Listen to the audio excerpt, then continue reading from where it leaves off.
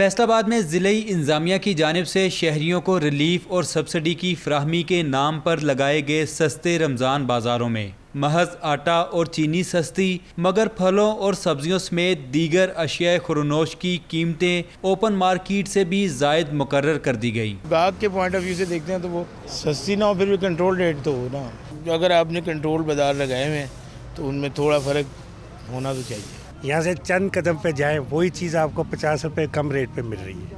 اس بازار لگانے کا مقصد کیا ہے؟ تاکہ عوام کو ریلیف ملے، نہ کہ عوام کو لوٹا جائے۔ گورنمنٹ کا اتنا خرچہ، اتنے لوگ ڈیوٹیوں پہ لگائے ہوئے ہیں، ان کا کیا فائدہ؟ دوسری جانب اسسٹنٹ کمشنر سٹی حقائق کے برعکس دعویٰ کرتے ہیں کہ رمضان بازاروں میں شہریوں کو ریلیف فراہم کی جا رہی ہے۔ آٹا جو ہے وہ 400 روپے پہ بیچا جا رہا ہے، اور اس کے ساتھ ساتھ گھی پہ بھی سبسڈی لگائی ہے۔ جو بھی مارکیٹ ریٹ گھی کا چل رہا ہے اس سے 50 روپے سستی پہ بیچی جا رہی ہے۔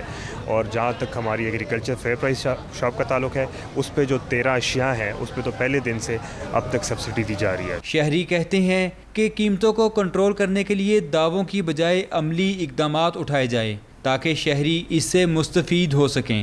شہریوں کو ریلیف اور سبسڈی کے نام پر لگائے گئے سستے رمضان بازاروں میں پھلوں اور سبزیوں سمیت دیگر اشیاء خورنوش کی قیمتیں زائد مقرر کر دی گئیں، جس کی وجہ سے شہری ان رمضان بازاروں کی بجائے اوپن مارکیٹوں سے خریداری کو ترجیح دینے لگے ہیں۔